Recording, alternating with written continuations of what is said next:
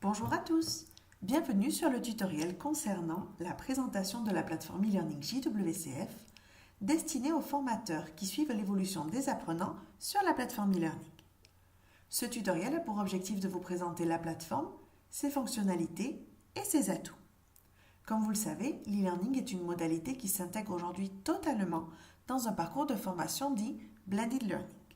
Il s'agit donc d'un outil complémentaire qui doit permettre aux apprenants, lors de la phase d'auto-formation, d'approfondir et de consolider leurs acquis de façon autonome au fil de leur apprentissage.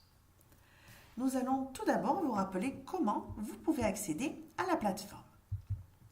Il vous suffit de saisir ici l'adresse du site, c'est-à-dire https://elearning.jwcf.fr/en, puis d'entrer votre identifiant ainsi que votre mot de passe qui vous seront communiqués par la cellule de coordination pédagogique de la société. Vous accédez alors à l'interface d'accueil générale de la plateforme que voici. Nous allons à présent vous présenter la plateforme et ses fonctionnalités. Tout d'abord, en tant que coach, vous avez la mission de suivre l'avancement et la progression de vos apprenants. Nous vous rappelons qu'un tutoriel dédié aux missions spécifiques du formateur coach e-learning est à votre disposition sur l'espace intranet. En tout premier lieu, voici donc comment vous allez pouvoir suivre l'avancement et la progression de vos apprenants sur la plateforme. Ici en haut, il vous suffit de cliquer sur My Users. Va alors apparaître la liste totale de vos apprenants. Vous voyez qu'ici, la formatrice Anna Sorensen a plusieurs apprenants qui suivent une formation e-learning avec elle. Pour plus de détails, vous pouvez voir ici que sont répertoriés dans la colonne Total Time over Period tout le temps qu'a passé la plateforme sur l'apprenant.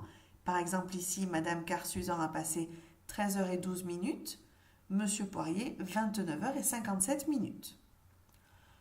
Ici, nous pouvons voir par mois le temps qu'a passé chaque apprenant, par exemple le mois de mars, avril, mai. Les petites flèches que vous voyez ici vous permettent de remonter sur les mois précédents. Si vous souhaitez avoir plus de détails sur le temps que chaque apprenant a passé par activité, il vous suffit de cliquer, par exemple ici pour Monsieur Poirier, sur la ligne qui lui est dédiée ou sur ce petit plus. Vous voyez que M. Poirier a passé du temps sur différentes activités. Par exemple, dans le module Business English, M. Poirier a passé au total 7h47 sur l'activité Dealing with People, 3 heures pour Telephoning, dont 2h43 au mois d'avril. Si vous voulez plus de détails sur les résultats qu'a obtenu M. Poirier par activité, vous recliquez ici à droite sur le petit plus et vont alors apparaître ces résultats. Vous voyez que pour la séquence Essential Telephone Language, il a réalisé dans sa totalité, avec la mention Completed, il a obtenu un score de 100% et il a passé au total 1h20 sur cet exercice. Pour plus de détails encore, vous recliquez sur le petit plus et vous voyez le temps par activité spécifique. Toutes ces informations vous permettent de pouvoir suivre l'avancement et la progression de vos apprenants. D'une part par rapport au temps passé sur les activités qui vous indiquent si oui ou non elles ont été faites sérieusement et également de par les résultats obtenus si l'apprenant a des scores de 100% ou si parfois certaines activités, par exemple ici l'activité Taking and Leaving Messages, n'a obtenu que 74% de bonnes réponses. Il vous appartient donc de préconiser à l'apprenant de refaire l'exercice pour pouvoir maîtriser totalement les sujets abordés. Revenons maintenant à l'architecture de la plateforme. Je reviens sur My Courses et vous accédez donc à l'interface d'accueil générale que nous avons vue précédemment. Comme vous pouvez le voir, la plateforme est organisée en parties. La première partie qui se nomme Online Workbooks. Cette partie est spécifiquement dédiée à la grammaire et a été organisée en niveaux. Vous voyez ici tous les niveaux du CECRL qui apparaissent. Si je clique par exemple sur le niveau B1, je vais avoir différentes leçons et exercices de grammaire correspondant au niveau B1. Une autre partie est la partie Business English, dédiée aux professionnels.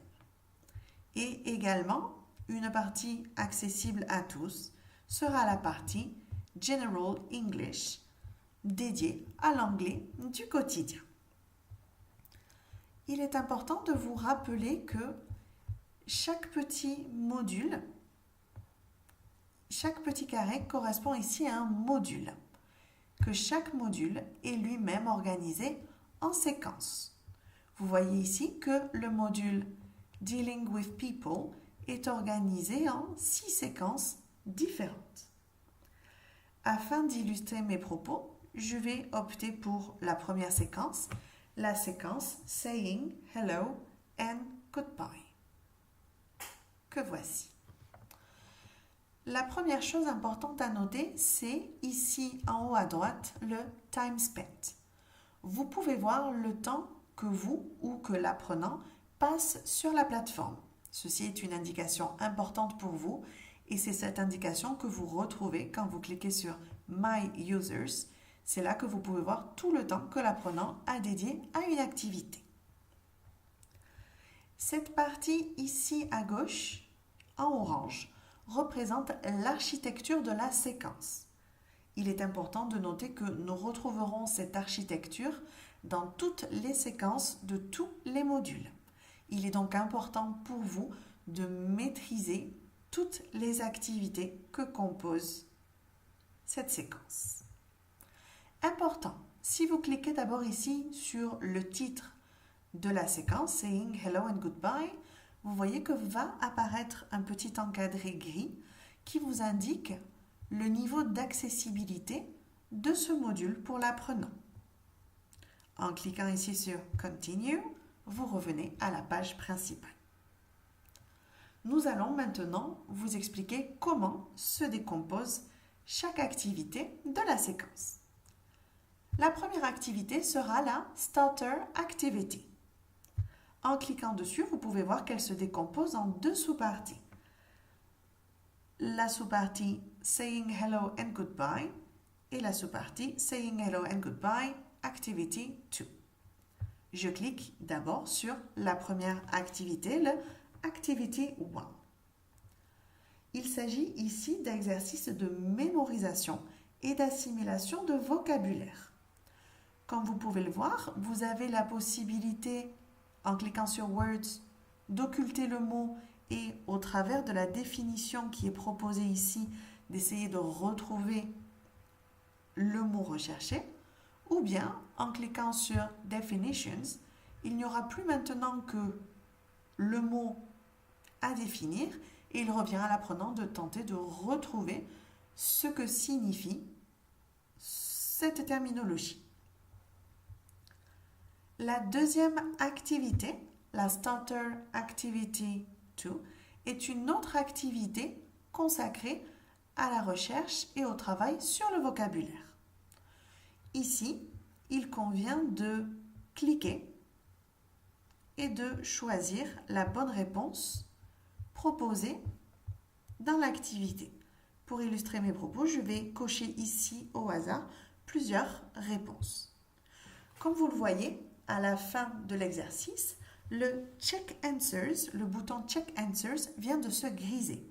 Ceci signifie que l'apprenant a terminé son exercice et qu'il peut accéder aux réponses. Je vais donc cliquer dessus.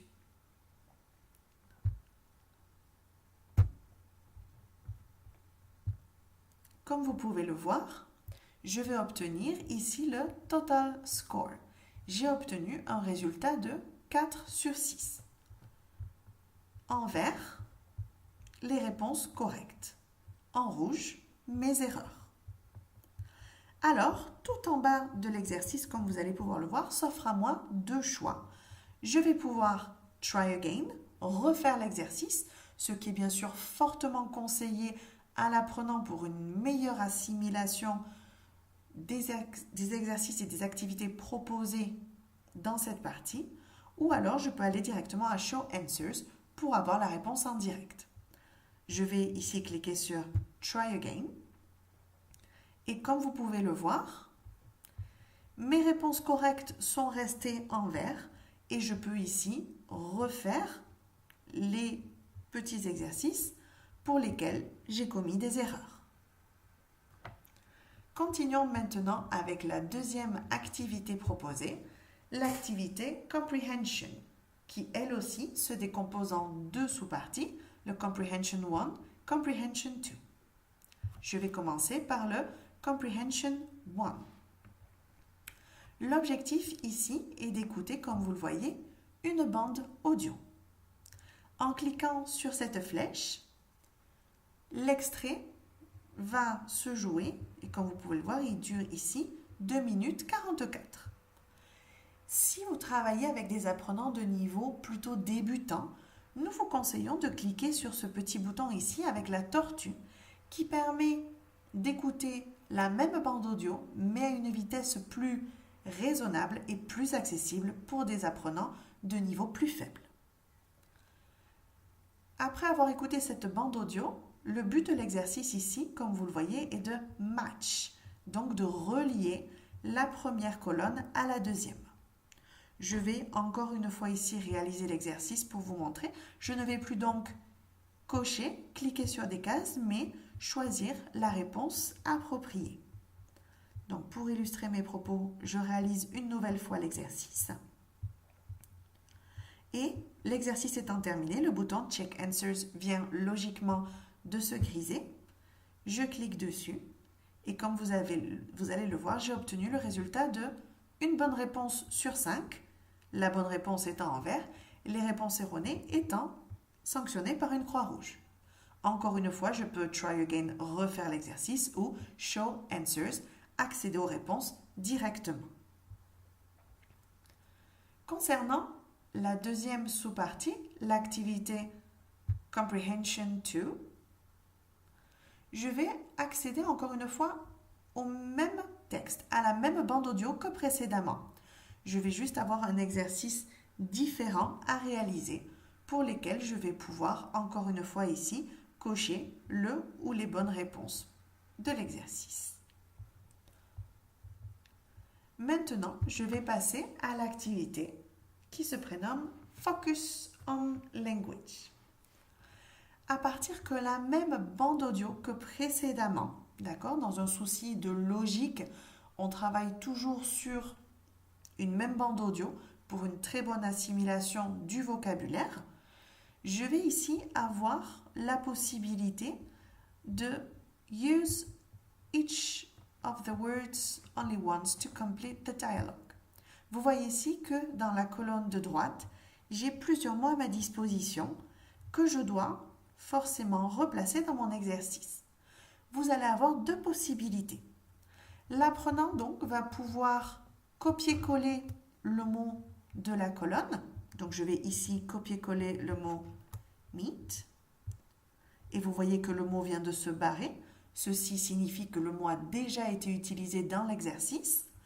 Ou bien, il est possible carrément d'écrire le mot. Ici, par exemple, j'ai écrit le mot call qui lui aussi vient de se barrer dans la colonne de droite.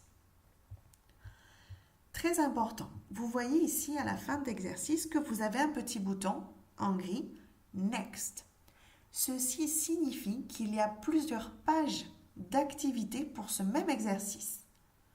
Si je clique sur Next, je vais donc avoir un nouvel exercice qui se prénomme celui-ci, Conversation 2. Je vais alors avoir en bas le bouton Previous pour retourner à la première conversation ou le bouton Next qui m'indique qu'il y a deux nouveaux exercices à réaliser. Ici, en cliquant sur Next, j'arrive au Conversation 3, encore Next, Conversation 4, une nouvelle fois Next, Conversation 5. N'ayant plus de bouton Next, je peux déduire que mon exercice, mon activité est terminée dans sa totalité et je peux revenir en cliquant donc sur Previous sur mes activités précédentes. L'activité Read and Listen. Cette activité est très importante. L'apprenant peut ici retrouver la transcription du texte qu'il a déjà écouté précédemment. Il s'agit ici d'un exercice qui a pour but de lui faire associer un son et un mot pour qu'il puisse travailler sur la compréhension et surtout sur l'acquisition du vocabulaire. Vous voyez donc ici la retranscription de la bande audio. Passons maintenant à l'activité Study. Il s'agit ici de fiches d'exercices que l'apprenant peut imprimer. Comme vous le voyez ici, si je passe sur le haut de la bande, j'ai le petit bouton sur l'imprimante, ce qui signifie que je peux imprimer toutes ces fiches en format PDF. Je peux également les télécharger grâce à cette petite flèche. Il est très important que l'apprenant soit informé qu'il peut imprimer ces documents tout au long de sa période de connexion. Une fois sa période de connexion terminée, il ne pourra plus accéder à ces documents. Ce que vous allez retrouver, ce que l'apprenant va retrouver dans ses fiches d'activité. Il y a ici plusieurs exercices, tous en relation avec la séquence. Il y a des conversations, des exercices de grammaire, des exercices de vocabulaire, avec, en toute dernière page, je vous le montre ici, les réponses, les corrections. Si l'apprenant se retrouve dans une situation où il n'a pas de connexion Internet, par exemple pendant un voyage en train, un voyage en avion, il a quand même la possibilité de travailler son e-learning en imprimant au préalable ses fiches et en les amenant avec lui pour pouvoir travailler sur les thèmes abordés. Passons maintenant à l'activité Practice. Cette activité se compose lui aussi en deux sous-onglets, le Practice 1 et Practice 2. Dans l'activité Practice 1, encore de nouveaux exercices dédiés à vérifier la compréhension, non pas uniquement du vocabulaire, mais bien des expressions. Et le but de cet exercice est vraiment de savoir si l'apprenant a bien compris les systématismes et les automatismes qui étaient intégrés dans l'exercice. Ici, par exemple, nous avons un exercice où il convient de match, de relier la colonne 1 à la colonne 2, comme nous l'avons vu précédemment.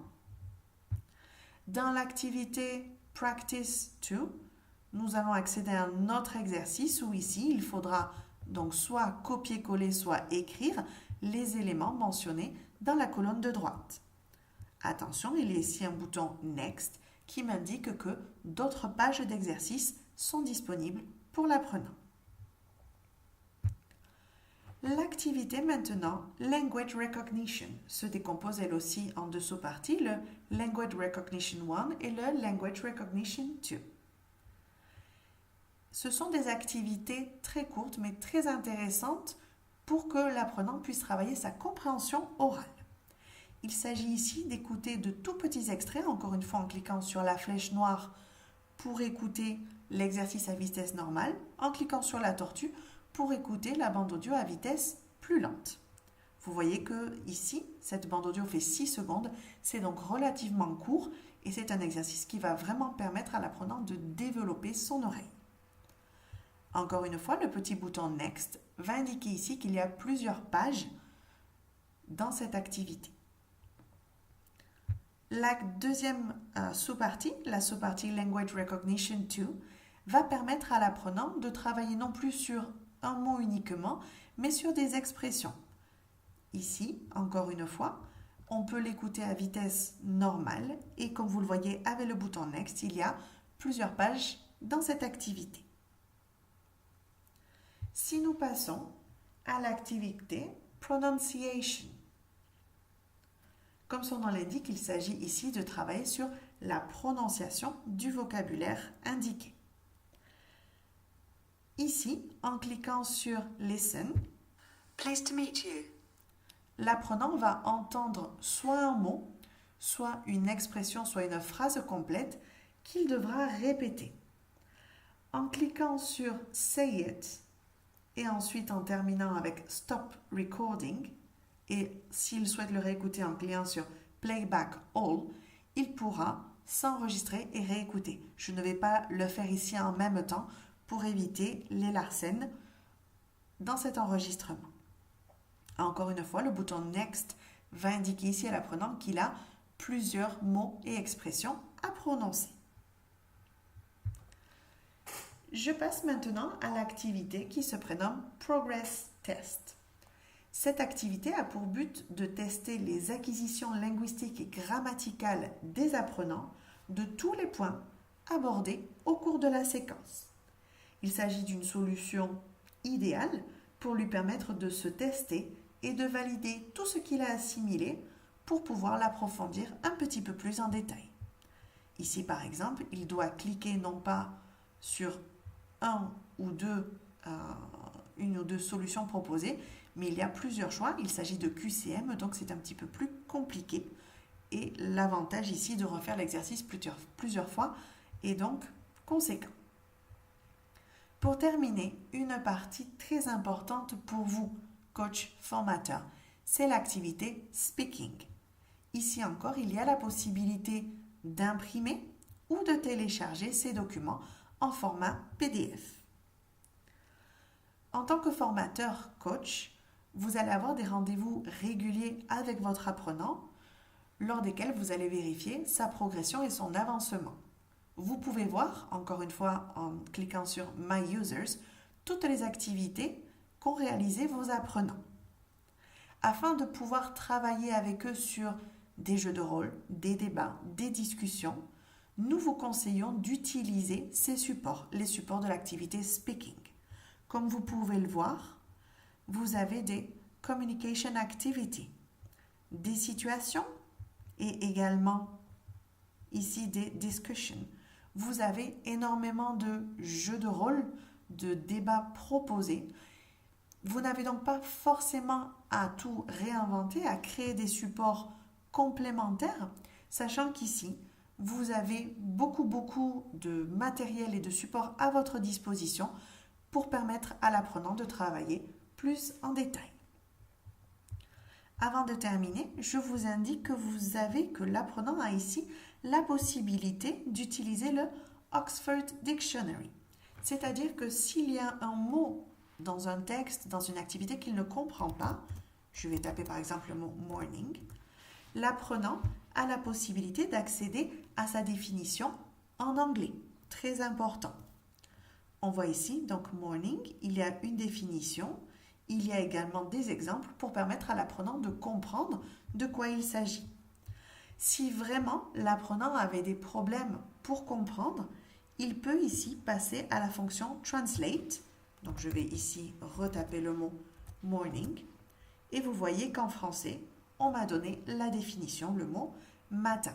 Vous avez donc des petits outils à disposition, l'apprenant a des outils à disposition pour lui permettre de travailler en toute sérénité sur la plateforme. Voilà, nous espérons que ce tutoriel va mieux vous aider à maîtriser les fonctionnalités de la plateforme.